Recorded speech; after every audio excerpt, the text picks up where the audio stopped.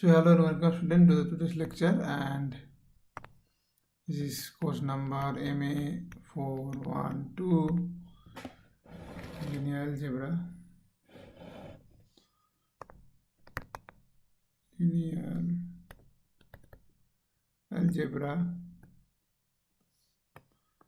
and today we are going to do lecture number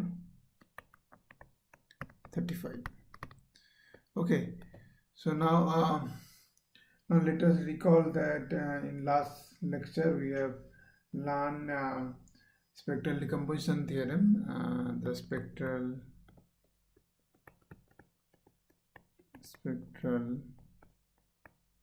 decomposition theorem.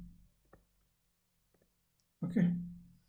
Obviously there are many parts of the theorem, but the main part is that you can write down any linear operator on obviously if it is the linear operator, if the vector space is over C, then you have to assume the linear operator is normal.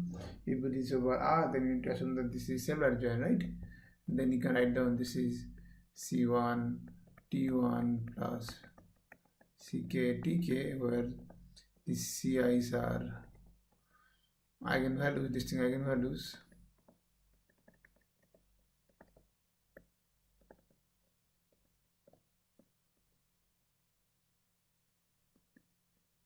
and these Ti's are the orthogonal projections, orthogonal projection of eigenspaces, right? Orthogonal projection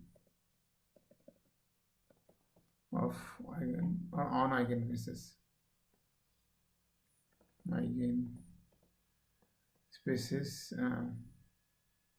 corresponding to the eigenvalue C1, C2, Ck. Okay, so that we already learned. And then one of the example, one of the corollary or application, we prove that when you have a so this theorem is true for finite inner product specified, by the way. So when the inner product is finite and the vector space is complex inner product space, then the normality is equivalent to saying that is the adjoint will be polynomial entity, right? And that adjoint, the polynomial you can find out from Lagrange interpolation. That we already proved. Now today we are going to prove some other applications, and maybe okay, so some applications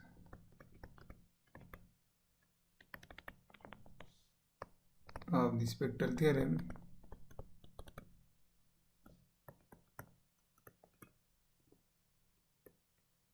Okay, so this is probably application number 2. One is already did in last class.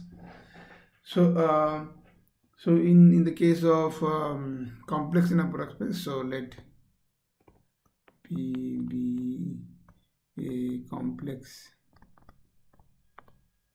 inner product space, inner product space. Okay, then you can say and obviously you start with linear operator on V, then this T is unitary. If you not leave, you can say that T is normal, and this eigenvalues has mod 1. So what does that mean? And eigenvalues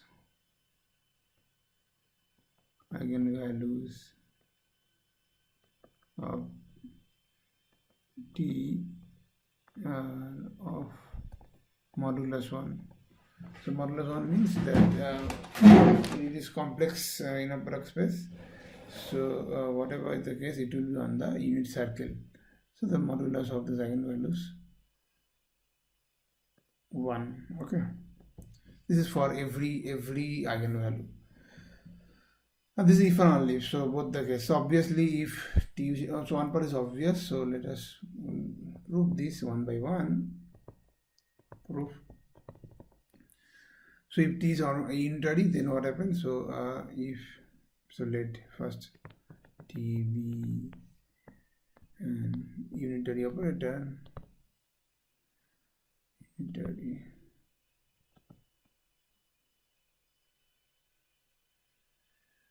operator, but is unitary, then what happens? Then you obviously by definition unitary has to be normal, right? Because unitary means t star and t star 3 are identity actually. So then t is normal, obviously t is normal. So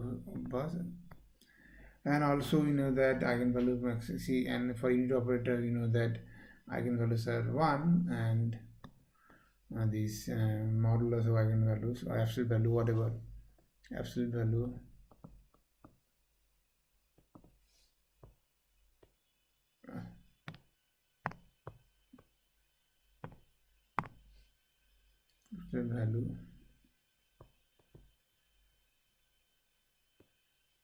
of its eigenvalues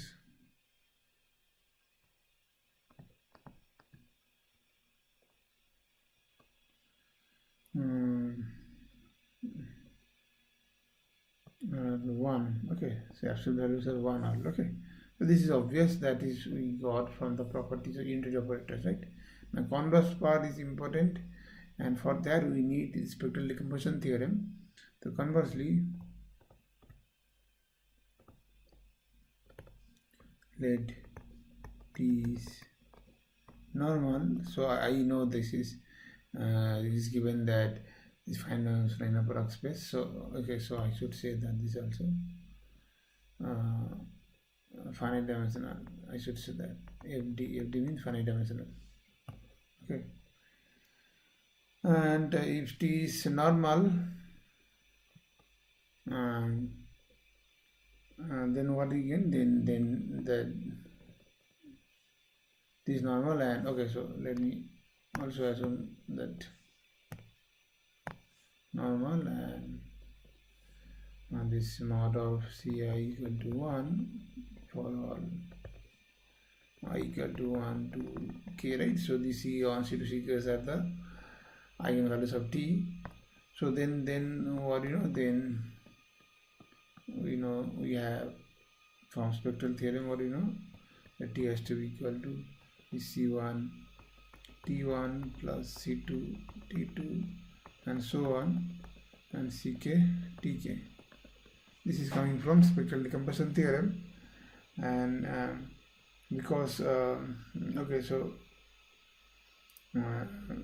then obviously that implies that t star will be equal to and these t1 t2 tks are nothing but orthogonal projections, and which are also orthogonal projection on finite dimensional complex in a product space. You know that they are self-adjoint, right?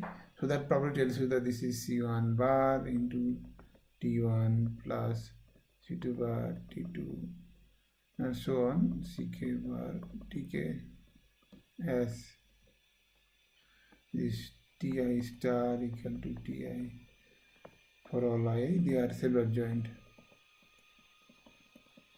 Okay, now if we multiply the t star, you know that so I need to prove that t star t and t star equal to identity, right? For proving that t is unitary. So what is t star? So t star is nothing but yeah, so if you multiply these two things, so you see that whenever t1 and t2 or t1 ti tj will be there, when I not equal to j, they has to be 0, right? That you already proved in the part of spectral theorem. So only remaining part will be t1 bar c1 bar t1 plus c2 bar t2 and so on, ck bar tk. So what does that mean? That means this is this whole square t1 plus C2 mod whole square T2 and so on, CK whole square TK, right? So this Ci's are mod value 1, we already assume that, and that tells you that this is nothing but T1 plus T2 plus .tk, which is nothing but the resolution of identity. So this is identity. And similarly the other way also, similarly T star T is also identity. So what does that mean? That means that T star is equal the identity, hence U is T is unitary. Okay, so this proofs tells you that for complex in a product space, unitary is if and only condition that is normal, and eigenvalues of having all the eigenvalues are actually absolute value mod value is 1. Okay, now what happened for real vector space, real in a product space? So okay, maybe okay, so maybe for complex also we can say one more thing. It's for cell-block joint thing. What happened? Let us do it. Okay, so so again so that you might feel these complex numbers and these normal operator is given. Okay, so now I want to know whether T is cell-block joint or not. Cell-block joint means more than normal, right?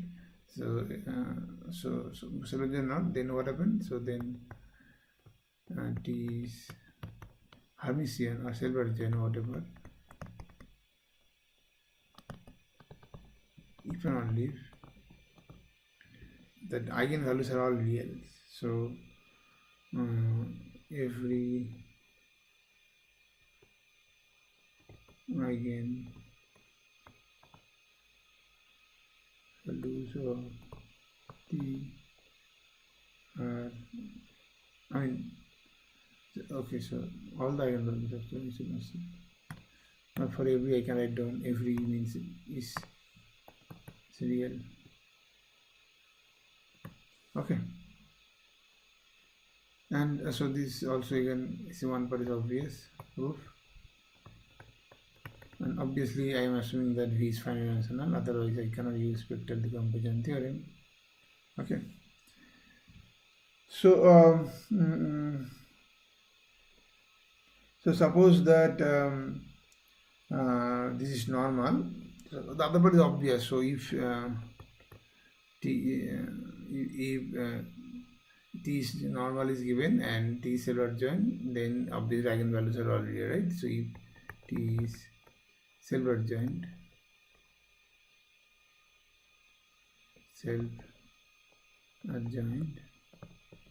then every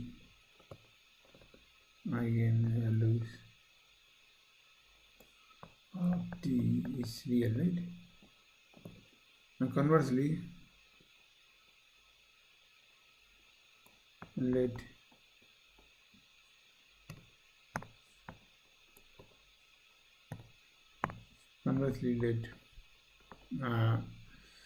T is normal and every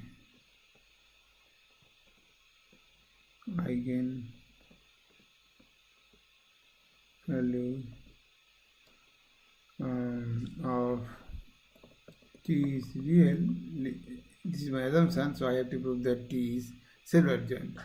Okay, now because this normal is given, so I can use again spectral decomposition theorem. So spectral decomposition theorem tells you so let me assume that later this C1 CKs are be distinct eigenvalues of T such that they are real, right? So Ci bar equal to Ci for all I. real eigenvalues.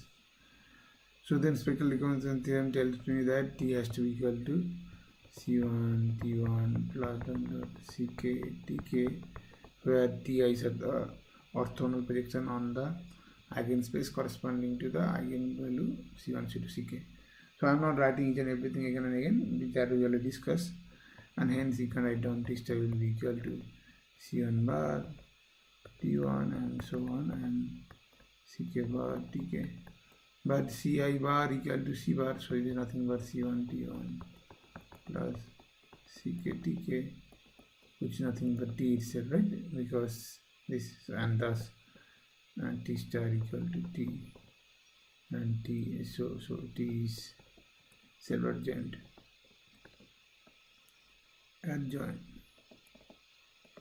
So that is the proof. Okay, so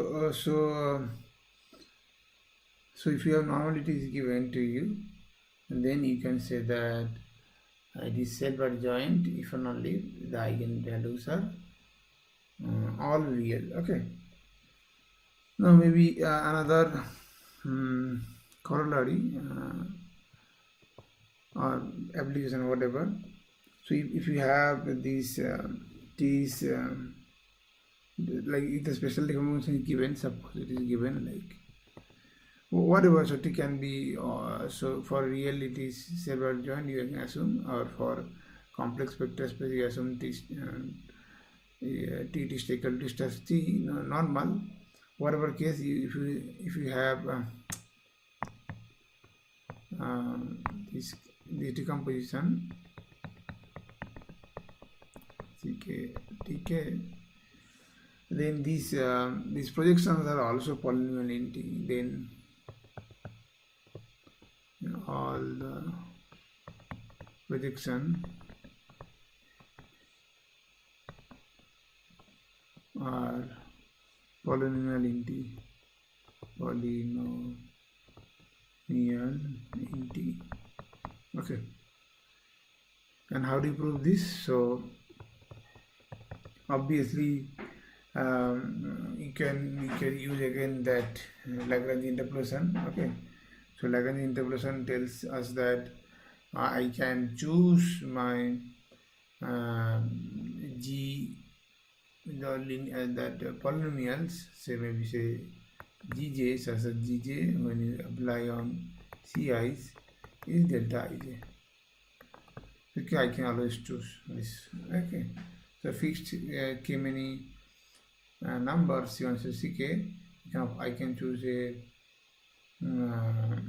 so I can choose my polynomial Gj such that it is delta Ij. So whenever Ci equal to Gi, it is 1, otherwise 0. You take all the values 0, right? And then obviously once you will have this thing, then you just apply that this Gj on T, how it look like, because I already proved in last lecture that if this is a spectral decomposition, then for every polynomial G, and if you want to apply what is G2 will be nothing but corresponding to G, Ci and T, right? So this will be again nothing but Gj of C1 to T1 and so on, Gj of Ck into Tk, right? Now what is this Gj of C1? So this is by definition the way I choose. It is delta Ij, right? So whenever I equal to j equal 1 equal to j, then only it is survive, right? So the only case it is survive in the Cj, Gj, Cj and Tj, because otherwise it is 0, and for this case this is Tj.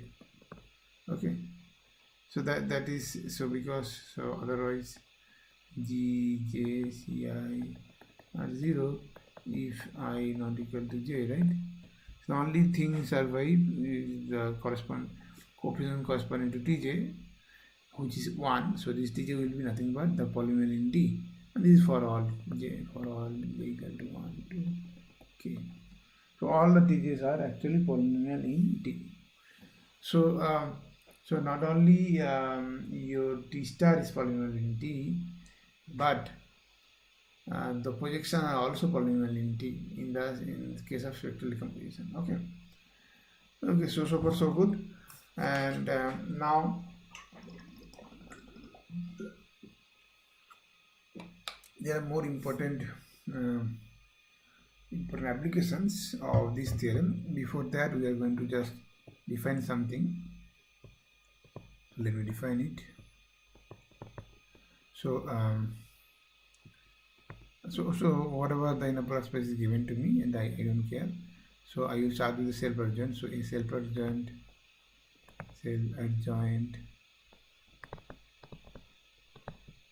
operators on V is called a positive definite operator. Maybe T operator T positive is called a positive definite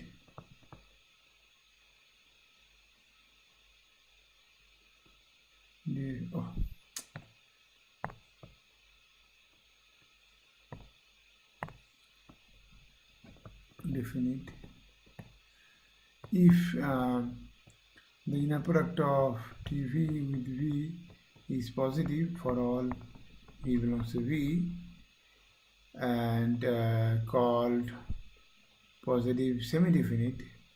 I think this is for non-zero. Yeah, I should say, because for 0 obviously has to be 0, right? And call positive semi-definite operator, semi-definite if this inner product is non-negative, meaning identical to 0. This is for all V belongs to V, because for 0 it can be 0, otherwise it is. And so these operators are actually also interesting. It has also nice properties. For example,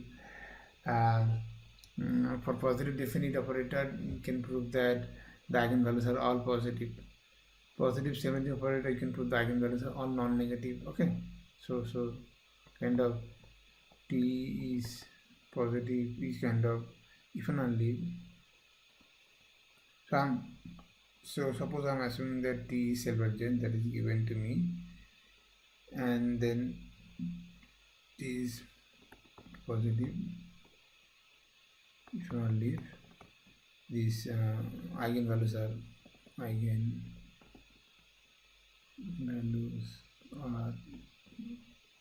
positive.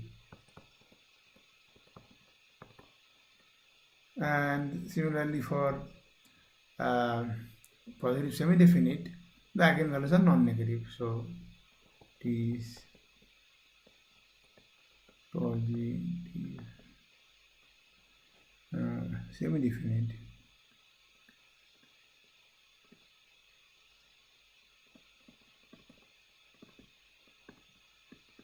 if only these eigenvalues are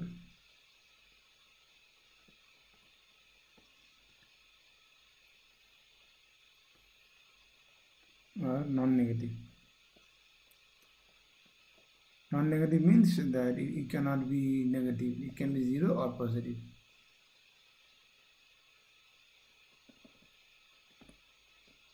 Okay, so this kind of operators are there. There are so many properties, so I'm just giving 1 or 2 properties that I'm going to use it in my next theorem. Okay, so there are actually many properties. You can actually prove that positive semi-definite matrices are actually product of M adjoint, where M is a square matrix. These are always possible. Okay, so now with the help of this definition of positive definite and semi-definite, we are going to use spectral theorem to prove something more. So what we can prove? So remember that so recall this remark. So whenever you have a positive, if you choose a number which is say positive real number, say r plus, or non-negative r plus 0. So what does that mean? That means it is 0 to infinity. Okay, then what happens? Then you can obviously you can have something called positive square root. So there exists some beta belongs to same r plus 0 such that beta square equal to alpha. So there is some unique. So this is the meaning of unique. There is a unique b, right? Such that this kind of b is called the positive or that square root, positive square root of that real number, right? Now this question is that do you have similar kind of results for positive semi-definite or positive definite operator? So if I do it for positive semi-definite, same thing is true for positive definite, right? Because every positive definite operator is positive semi-definite. So let us do it for positive semi-definite. That will be more general, right? Now the question is that if I have this finite dimension in a product space and I have this positive semi-definite operator, means self-adjoint, okay, and obviously I can assume that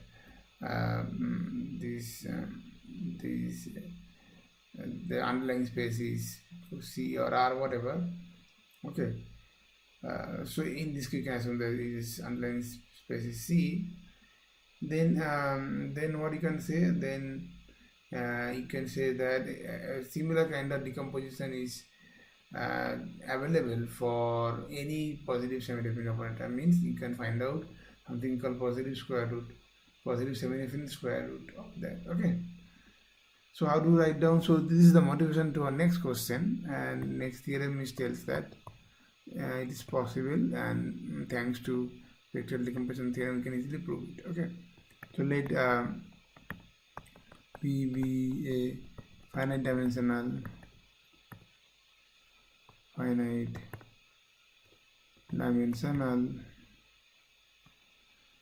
this inner product space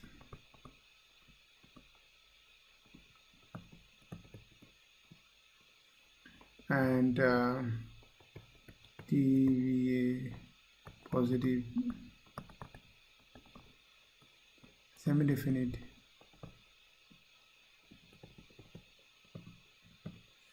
operator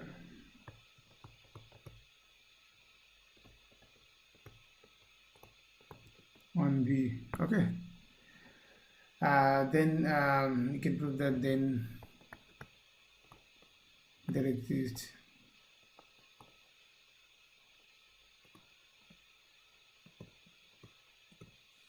unique n operator such that this n square equal to t, okay. So n square obviously unique operator n square c, and n is also positive semi-definite. N is also positive semi-definite, I should say positive semi-definite. So this is actually the analog of this result, whatever we discuss for real positive non-real numbers. You can have similar result for positive semi-definite operators, okay. And obviously this is usually used only spectral decomposition theorem, okay. So what is the proof? So I'm assuming that everything whatever we discussed so far is financial in a product space. So you can have a spectral decomposition such that you can write down your operator T is nothing but C1 T1 plus C2 T2 and so on, and then CK TK, okay, where C1 C2 CK are eigenvalues, distinct eigenvalues of T, and capital T1 T2 TKs are the orthogonal projections on the eigenspaces corresponding to CIs, okay.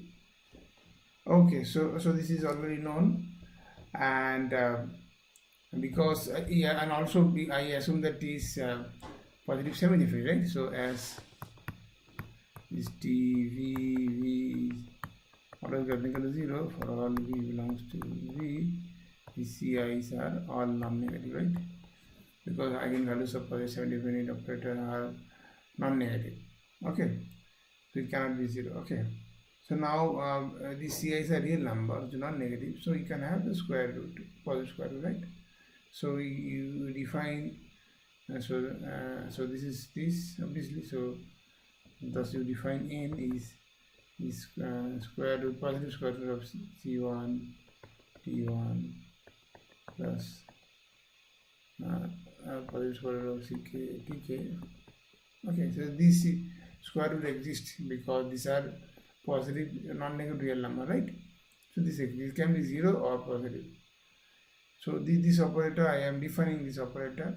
Now I am claiming that this operator is that square root. So what does that mean? So I am claiming that this n square equal to t actually. So what is n square? N square is nothing but square root of t1 is plus this ck of tk whole square, right? Now when you do binomial function, you see that ti tj will be 0 when I not equal to 0.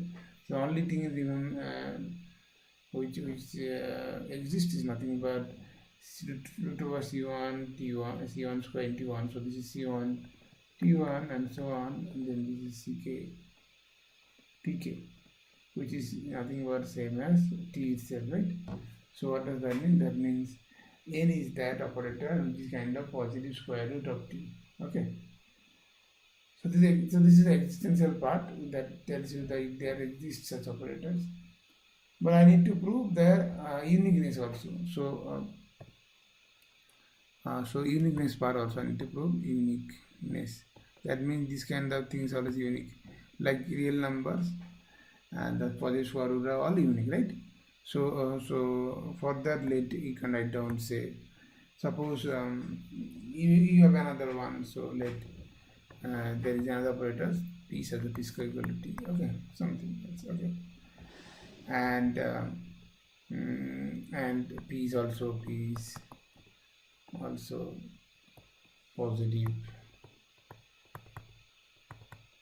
semi-definite.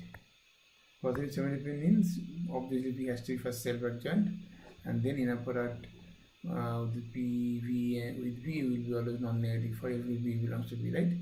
Semi-definite, definite. So you can use the spectral decomposition theorem, and that tells you that you can write down p equal to something, say d1 into some projection. I don't know what is the projection right now. Maybe so dr into some er. Okay, but because p square t, that tells you that p square equal to d1 square e, because it is e1 into er are also orthogonal projection, right? So dr square er, right? And this is equal to t, but already we know that t has the decomposition c1 t1 plus ck tk. Okay, and this is the unique decomposition of spectral. What does that mean? So this implies actually ci's are di square and ti. So obviously ti equal to ei and this k equal to r. The uniqueness of spectral decomposition of t gives us this, and hence it's done. So if di ci is at di square, so di is the root ci, and so this implies p equal to n. Okay, so that means these kind of operator are always unique.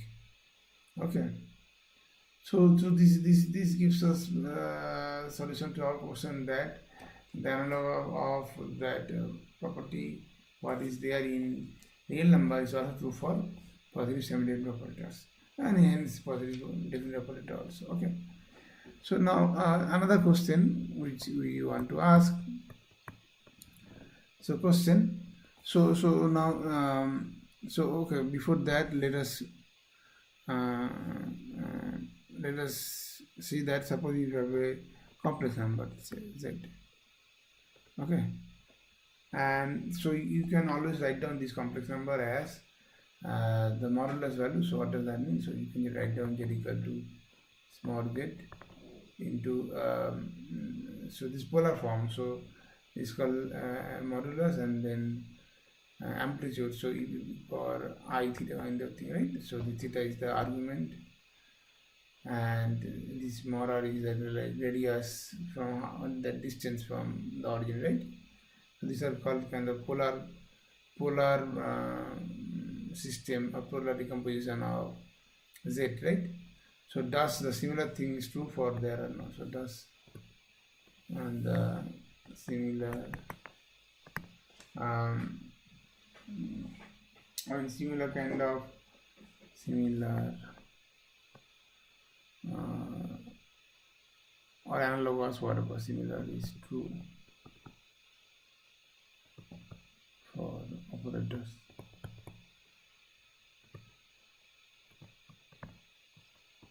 Okay, so in case that, so if we replace that number by operator, so we are interested whether given a operator on a inner product space, which is obviously complementary space.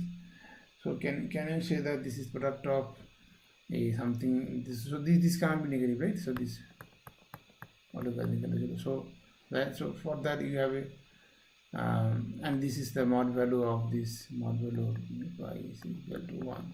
Okay, now what is the operator whose the kind of the mod value is 1 kind of thing? So this is kind of unitary operator, right? Unitary operator has all its eigenvalues are 1, actually modulus of 1, right? So can we, so next question to ask whether you can write down this is a product of unitary operators and a positive semi-definite operator or not, and the answer is yes, you can always do actually. Okay, and this is the theorem that, okay, so this is true for objective finite dimensional. So let B be a finite dimensional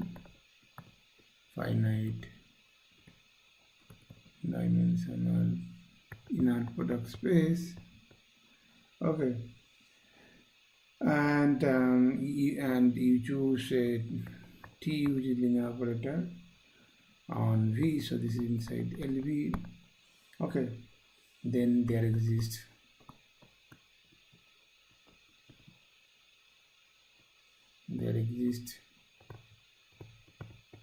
what there exists, you have unitary operator, unitary operator on, so this is a operator U on V, and a positive semi-definite operator. Okay, and a positive semi-definite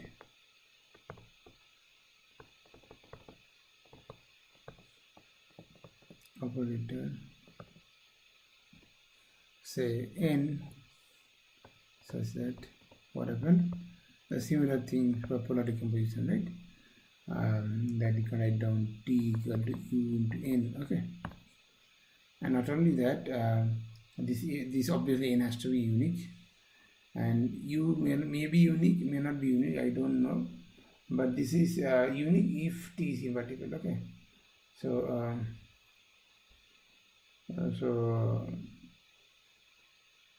so I should say, and a unique positive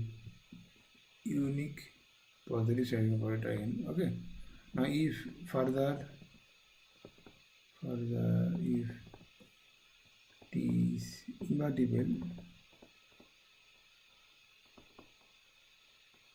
then U is unique. That means this is true for single U. Okay, but if T is not invertible, then also you can do it. In that case, you may differ by some unitary operators, or that way I'm going to discuss. Okay, so now what is the proof? Okay, so first of all we have to guess what this kind of N be. Okay, so naturally one can ask that if for example, what if this kind of U1N exists, then what happens? So if this kind of U1N exists, that equal to U1N, then obviously we can find out that T star is nothing but N star and U star, right? It's obvious. And if T star equal to N star U star, and we know that u is positive 70 means self adjoint, so it will be nothing but n into u star, right? Because whenever you talk about positive 70, if any other thing, there has to be for self adjoint, right? And thus you see that easily t star with t is nothing but n u star and un, while u is unitary means is identity, so this is n square, right? So if this kind of operator exists, u and n, then this n square has to be square root of positive square root of t star t, right? And that means this is unique, right? So this is our motivation, that what kind of n is we need. So we will do this thing. So how to define? So this with this motivation, let us define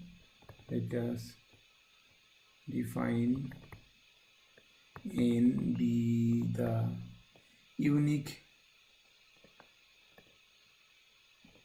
positive square root or non-negative, whatever, yeah,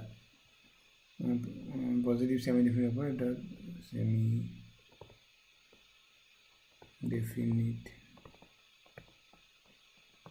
operator such that this n square equal to t star t. Okay, so this uniqueness is already, you got it. Okay, now once you define t star equal to t, then so then that tells you that actually they are null space are same. Actually, what does that mean? That means if we start with t star t with any vector v and take the inner product, that will be nothing but tv and tv, and you know that. Okay, so this on the one hand this is tv, on the other hand this t star t is nothing but n square, so this is, you can write down the n square v which is equal to tv means norm of tv square, and this is nothing but nv into n star v, which is norm of tv square.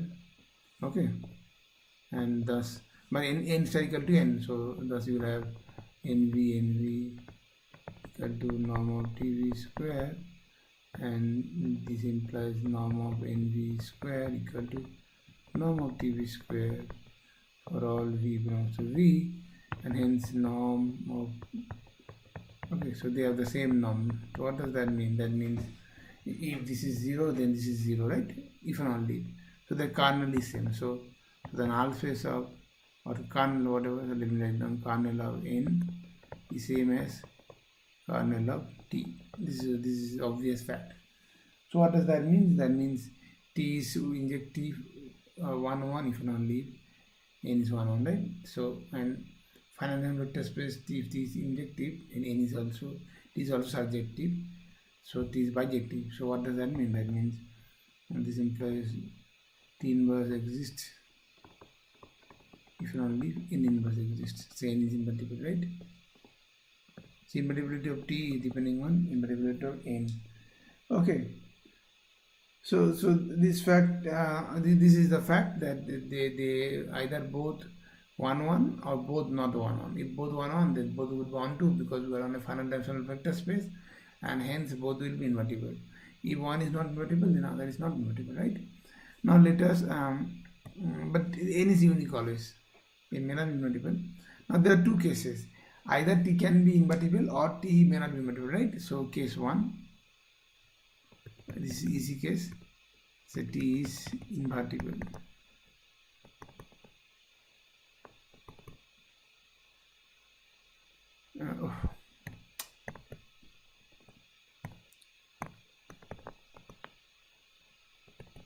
So t is invertible. So if t is invertible means n is also invertible, and we will define. So then define my u is actually t. So what was t equal to un? So we define u equal to t n inverse, because in t inverse is exists, right?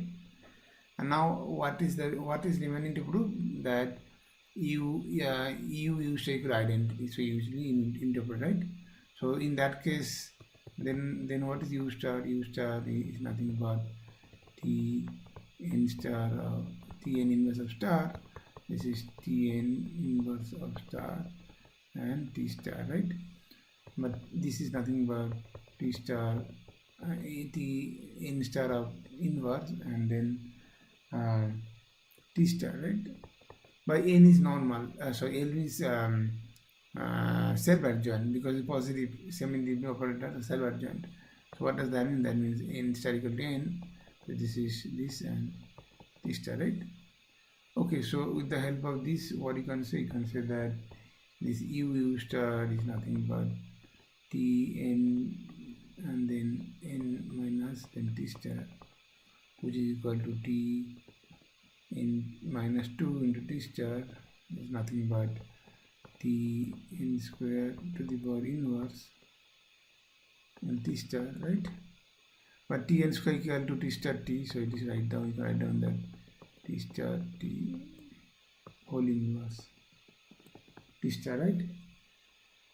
So if you take inverse, then it will be t inverse and then t star inverse and t star, but both are identity. So this is identity because t inverse identity, t star inverse t star is identity, so product is identity. So what does that mean? That means this u is unitary operator, right? Because u star is identity. Similarly, u star u also, you can say u star is also identity. Okay, that is obvious because u star u will be so. Okay, so what was u star? Yeah, so n star u star. Yeah, so n inverse t star, right? You can write down n inverse t star, and u is nothing but t n inverse, right? But this is nothing but n square, so you can write down n inverse n square n inverse, which is nothing but identity. Okay, so what does that mean? In both cases, identity, so u is unitary in this case. And this is easy one. Now the difficult part, if t is not invertible, then what happens? Okay, the case 2, t is not invertible. Now in this case, what we will do, you will define first on the range of n, and then we will define on so if we define a range of n. Okay, so first let me define v is 5 dimensional, remember. So so you define u on this range of n to v. What we do, so you choose a vector from range of n, say alpha, so that means there exists some beta such that alpha, the pre-image of alpha under n is beta, so this beta belongs to v for some beta, right? So for any element of vector space v which is beta, when you take that operator n on beta, it will be some element in the range of n, right, alpha. So then you define t of u of alpha. I take the image of beta under t, so this is t of beta. Why I am doing this thing? Because I know that alpha is n beta, so I can write down u into n of beta equal to t beta for all beta belongs to v, and then I am done. Because if it is true, then un will be equal to t, right? Is that understand? That is what we want to prove. T will be u into n for some unitary and positive symmetric operator, right? So we define on that, and obviously that so you have to understand that why this kind of u is defined, like well defined, and that is obvious. So u is well defined.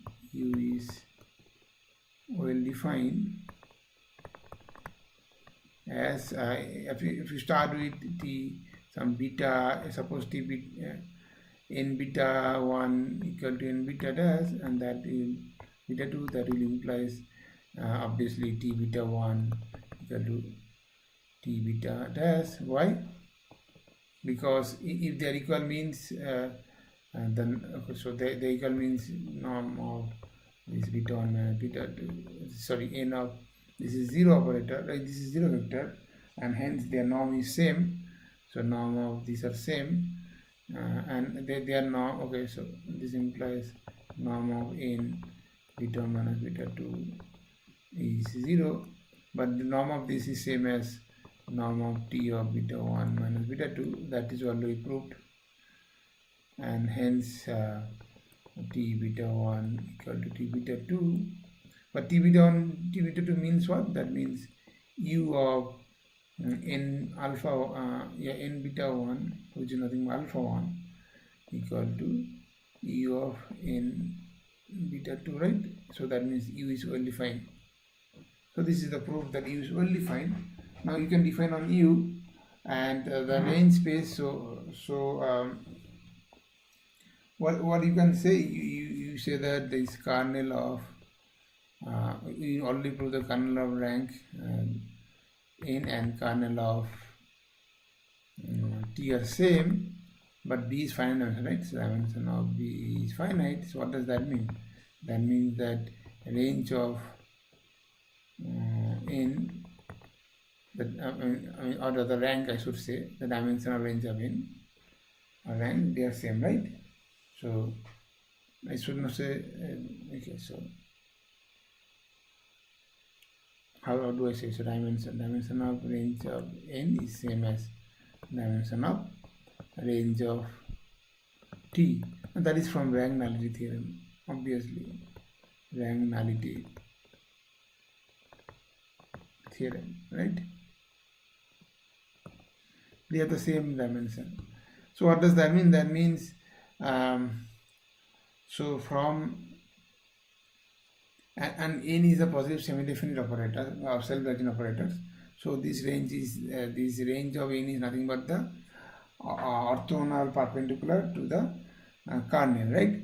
So what does that mean? That means this your v you are writing kernel of n direct sum of kernel of n whole part, okay? And you also know that this dimension is same as the dimension of the range of t. And when you are in a finite dimensional vector space, if both the dimension of two vector spaces are same, that means there exists, and they are also in a product space. That means there exists a isomorphism between in a product space that I already proved in like one or two previous lectures. So and what are the maps which are actually isomorphism of inner product space? These maps are nothing but unitary operators, right? So yeah, so what does that mean? That means you can define, so there exists a unitary operator, something say u dot, which is from kernel of this part to range of t, okay? So or rather you can say that range of t bar, okay?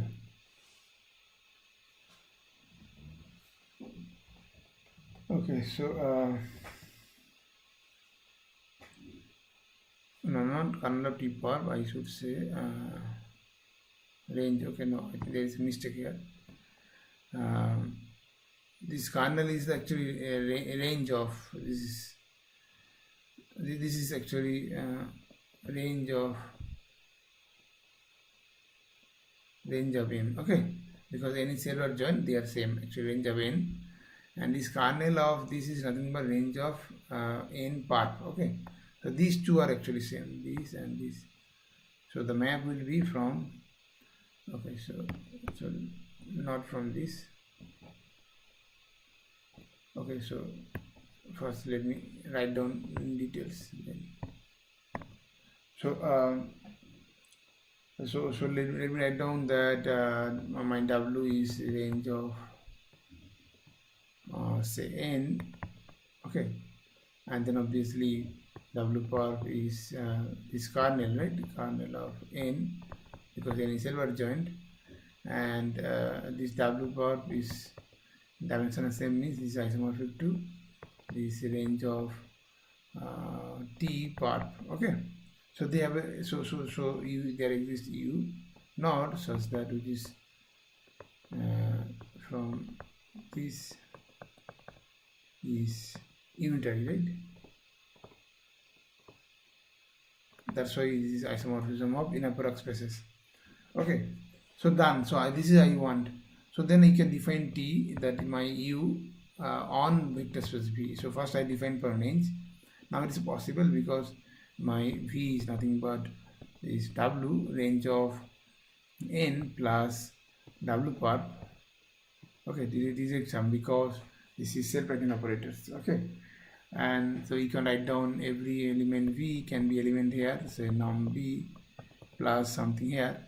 So you choose something, say alpha or whatever, and then what you can do, you can define U on this V, and what is the definition? You for this you define TB, you already know, and for this you define the image of this under that unitary operator U0, and this U0, because you know that this U0 sends elements of W pop to R2 pop, right?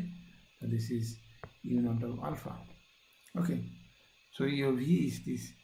So done. So now I am claiming that this is the operator which is unitary operators and which has the same property. And now why this? First of all, why this has the same property? And that is obvious, because when you apply U into N of beta for any beta, then you know that this is nothing but T beta. Okay, this for all beta belongs to V, and hence Un equal to T. Okay, this is one. And second part is that why, see, N is already, we know what is then, but why this U is unitary? Now you remember on finite dimensional in a product space, unitary operator is equivalent to something called isometry. So we will show that this is isometry, or this is inner product space having operator, and all are equivalent, that we already proved. Now let us find out what happened with U with V, UV, right? Yes, inner product of UV, UV. I check. Let us check whether it is same as inner product of the isometry is same or not. But inner product of UV, UV is nothing but you write down this is T beta plus U of alpha. Similarly, T beta plus U of alpha, right? And now again, and that T beta and U alpha, these are in the orthogonal perpendiculars. So when you bring a product, it will be only the remaining thing will be T beta plus U naught alpha, U naught alpha. Okay, they are in the orthogonal perpendicular, so they will cancel each other. I mean the inner product will be 0.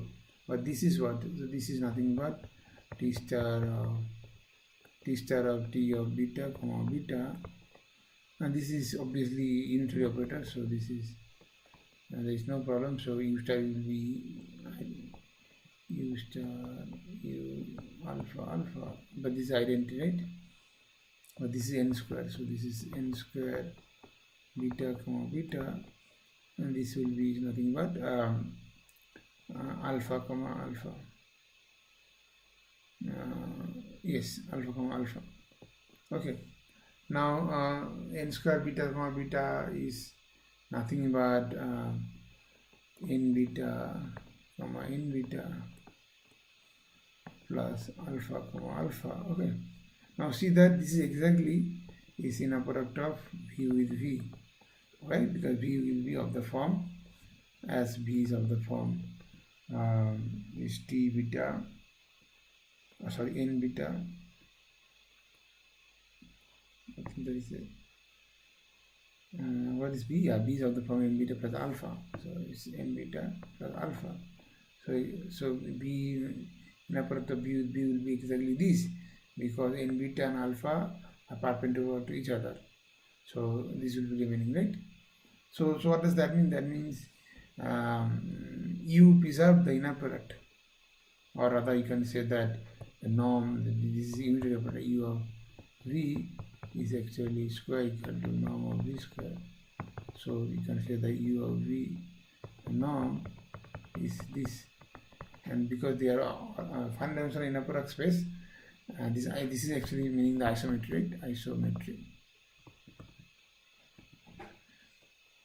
and the isometry is equivalent to unitary operator, right? So this means U is unitary. Okay, so this is the proof for the case when it is not invertible, and you see that in this case U is also not unique, because the U naught what you choose, this is isomorphism between this W part to range of T part, right? That may be, there may be more than one isomorphism, right? So U naught is not unique, and that's why U is not unique. Okay, so I will finish here in my lecture.